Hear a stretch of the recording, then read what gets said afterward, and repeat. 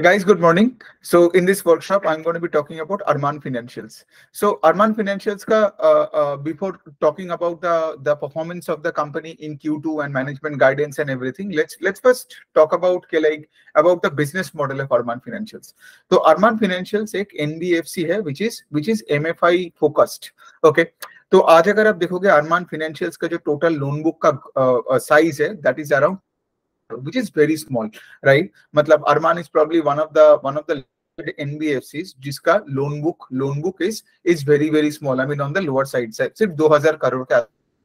और अगर आप देखोगे इसका 83% of the loan book is micro finance lending. ठीक है, मतलब ये जॉइंट लेंडिंग ग्रुप्स, मतलब ये गांव के औरतों को इकट्ठा करते हैं और उनको लेट से 30 40 45 हजार करके एवरेज टिकट साइज देते हैं, 45,000 एवरेज टिकट साइज।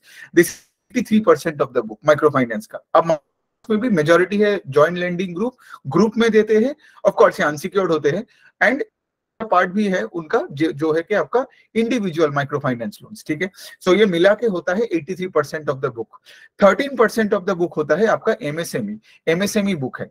ठीक है, अब एमएसएमई का क्या मतलब है? एमएसएमई हो गया आपका, से फॉर एग्जांपल आप अगर लेट से कोई अगर टायर का डीलर, ठीक है, ये जो बाइक्स का टायर, गाड़ी का टायर, साइकिल का टायर है, अगर आप वैसे कोई डीलर हो, या फिर अगर कोई आप कैटल ट्रेडर हो, ठीक है, या फिर से फॉर एग्जांपल आप कोई शॉपकीपर हो, तो वो बनता है आपको अगर लोन्स देते हैं तो वो एमएसएमई लेंडिंग बुक है ना। अगर आप देखोगे अरमान फाइनेंशियल्स 1992 में चालू हुआ, ठीक है, और तब से उनका वो माइक्रो फाइनेंस का बुक और टू व्हीलर का बुक उनका पहले से चालू था। By the way two wheeler का book is only 3 to 4% of the book, the remaining part of the book. तो 83% micro finance, 13-14% MSME and 2 to 3 आपका रूरल टू व्हीलर का एक बुक है उनका। लेकिन यहाँ पे बात यही है कि मैनेजमेंट ये बताता है कि उनका जो ये एमएसएमई का जो बुक है वो 2017 में चालू हुआ, और उसके बाद से ये book has gone through a lot ना। मतलब से फॉर एग्जांपल आप देखोगे कि एमएसएमई बुक मतलब आने के बाद जीएसटी, डिमोनेटाइजेशन, कोविड, बहुत सारे झंझट से गए, but the book has remained very strong, right? So as a result of which Arman wants to focus on the on the MSME as well, along with of course उनका जो main जो book है वो है कि द एमएफआई बुक और the micro finance book. ठीक है, अब यहाँ पे सबसे बड़ी बात होता है कि सिंस इनका बेस छोटा है and Arman has a very very aggressive management. ठीक है, तो 1992 से चालू हुआ था, आज उनका 2000 करोड़ का लोन बुक है। और अगर मैं उनको बताऊं उनका जो बुक का साइज है, right, 2000 that book grew 60% on a YOY basis। अगर आप देखोगे इनका profit after tax that more than doubled on a YOY basis. ठीक है, तो बहुत ही बढ़िया बात है, राइट? ये इनका लोन बुक का pace of growth is very high. एक और रीजन, जैसे मैंने बोला कि मैनेजमेंट बहुत हंग्री है, तो इनका जो 60% का जो ग्रोथ है उसका बहुत सारे रीजन है। एक तो मैनेजमेंट हंग्री है, और एक रीजन कैसा है, मतलब how would you know that they are hungry?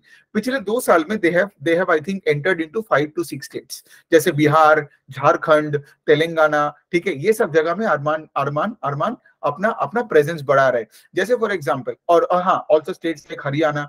अगर आप देखोगे Bihar has been doing very very well for Arman, तो Arman is like very very bullish on Bihar, और वो ये भी बोला है कि like sometimes things are like too good to be true in that state, of course. But having said that, अगर आप पिछले 2 साल में 6 न्यू स्टेट्स में घुसते हो तो ऑफ कोर्स आपका लोन बुक का पेस ऑफ ग्रोथ भी बहुत एक अच्छे रेट से बढ़ेगा ना।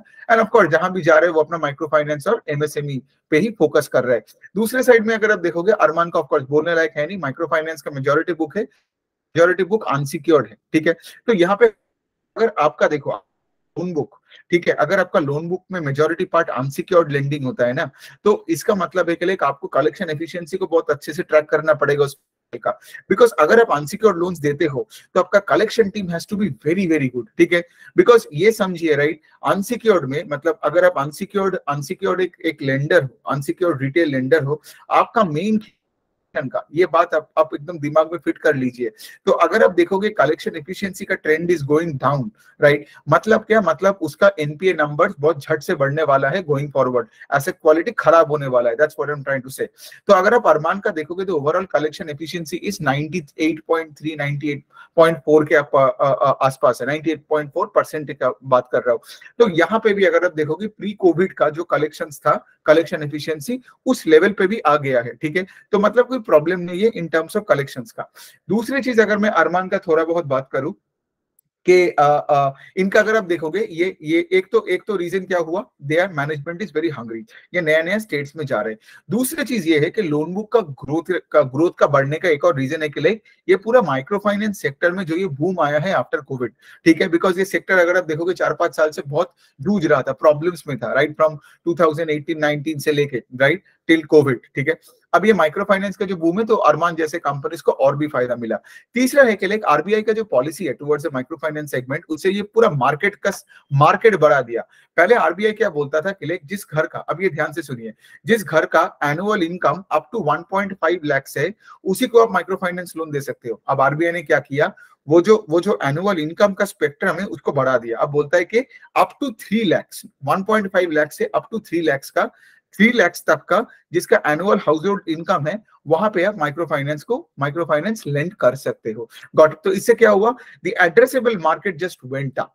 दूसरा चीज ये है कि उन्होंने ये भी बताया है कि लाइक अगर आपका हाउस होल्ड इनकम है एक्स, तो आपका EMI can not be more than x/2, मतलब 50% ऑफ द इनकम, आप 50% ऑफ द इनकम से ज्यादा आप ईएमआई नहीं दे सकते हो, बिकॉज उनको भी पता है ना कि लोगों का दूसरे खर्चे भी है, राइट। नहीं तो फिर क्या होगा, अगर आप 80-90% ऑफ योर इनकम दे दोगे एज इंटरेस्ट, राइट, तो फिर क्या होगा, आपका कोई डिस्पोजेबल इनकम होगा ही नहीं, राइट, तो ओवरऑल इकोनॉमी का कोई फायदा नहीं होगा। सो ये दोनों चीजें बहुत ही क्रिटिकल है, ठीक है, कि एक जैसे मैंने बोला एड्रेसेबल मार्केट बढ़ा दिया बाई क्योंकि देखिए, क्योंकि आज आप माइक्रो फाइनेंस कंपनी हो, बैंक्स हो, सबका आरबीआई के अंडर में आते हैं मेजोरिटी।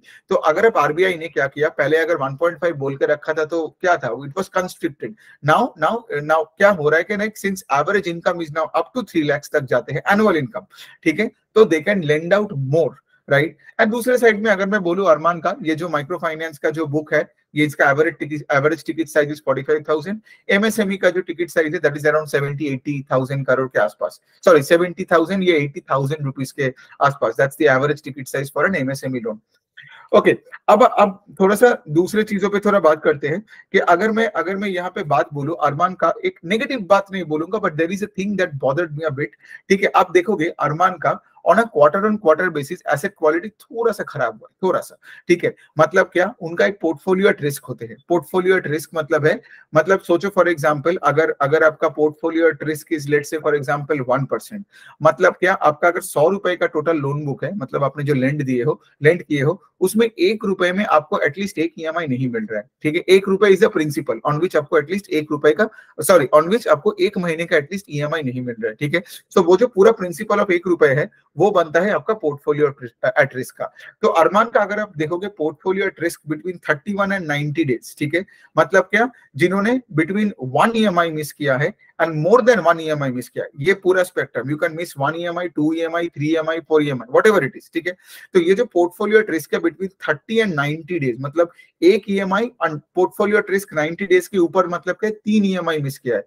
तो जिन लोगों ने, अब ये ध्यान से सुनिए, the bucket of portfolio at risk between missing 1 EMI and 3 EMI, ये bucket on a quarter basis थोड़ा सा डिटीरियोरेट किया है, मतलब थोड़ा ज्यादा अकाउंट्स यहाँ पे आ गया है, ठीक है। तो I'll tell you the number, okay? अब of course 85% of the book is microfinance, right? तो I'll only look at the microfinance का numbers here ना, right? Because यहाँ पे दूसरा सेगमेंट का उतना एक्सपोजर है नहीं, राइट। तो माइक्रो फाइनेंस का portfolio at risk between 31 and 90 days was around 1.1% after Q1, लेकिन ये जो Q2 आया, नंबर थोड़ा बढ़ के हुआ 1.3%। नाउ ऑफ कोर्स, राइट, आप मुझे बोलोगे यार 1.1 से 1.3 हुआ, मतलब सिर्फ 20 बेसिस पॉइंट का बात है, राइट। 1.1 से 1.3 20 बेसिस पॉइंट का गैप, तो इसमें उतना हल्ला गुल्ला करने का कुछ है नहीं। बट हैविंग सेड दैट, मतलब अगर कोई भी एसेट क्वालिटी में थोड़ा गड़बड़ आता है ना, तो मुझे थोड़ा टेंशन आता है, because financials is all about recovery, collections and improving asset quality, right. But having said that, management को जब ये पूछा गया था, मैनेजमेंट ने क्लियरली बताया कि लाइक हमें भी एग्जैक्टली पिन पॉइंट करके बोल नहीं सकते हैं, ये जो 20 बेसिस पॉइंट का जो डिटीरियरेशन हुआ है in the par book, portfolio at risk book between 31 and 90 days, ये हमें भी एग्जैक्टली पिन पॉइंट करके नहीं बोल सकते हैं। गोइंग फॉरवर्ड बोला है कि लिए Q3 में देखते हैं, शायद थोड़ा ज्यादा क्लैरिटी मिले, राइट। तो ये बन जाता है बात। अच्छा, अब अगर दूसरा अगर मैं बात बोलूं तो उनका 3 to 4% ऑफ द बुक है आपका रूरल टू व्हीलर्स का, टू व्हीलर का बुक। अब अरमान क्या बोल रहा है कि टू व्हीलर का सेगमेंट उतना अच्छा नहीं कर रहा है, ठीक है। अब क्या होता है ना, I know it's only 3-4% of the whole book, but इससे क्या होता है, अरमान भी एक कमेंट्री देता है कि लाइक रूरल टू व्हीलर्स में हो क्या रहा है। तो अरमान ये भी बोला है कि like dealers and distributors of two wheelers are not happy and the entire two wheeler market has shrunk in the last 3 to 5 years। वो तो आपने भी देखा होगा, राइट, वेदर आप हीरो, आयशर, कोई भी कंपनी का अगर आप देखोगे, अगर आप उनका उनका सेल्स डेटा देखोगे तो वॉल्यूम ग्रोथ है ही नहीं, and the overall market shrank in the last 3 to 5 years, ठीक है। तो अरमान ने भी यही बोला कि डीलर्स उतने खुश नहीं है, और आगे जाके भी टू व्हीलर्स में अरमान उतना बुलिश नहीं है। तो ये बन जाता है बात। अब लास्ट की बात है, जो अच्छी बात है ऑफ कोर्स अरमान की, वो है कि उनका आरओई का नंबर इज नॉट ऑफ 30%, 34% का आरओई है।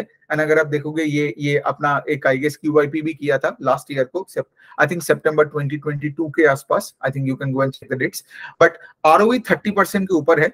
Debt to equity number is around कितना होगा इनका, 5 times और 6 times होगा। सो ओवरऑल अगर आप देखोगे बहुत ही है, moving into new states, ROE numbers are high, right, and of course छोटा बुक का साइज है ना, तो it is easier to grow at a faster pace on a small book. जितना बुक बड़ा होगा, अगर आप देखोगे दूसरे कंपनीज का, दूसरे जो एनबीएफसीज है लाइक मैस फाइनेंशियल्स, क्रेडिट एक्सिस, ग्रामीण, उनका ये 50-60-70% का ग्रोथ नहीं आता है when it comes to AUM और डिसबर्सल्स। आई थिंक अरमान का disbursals almost doubled on a YoY basis.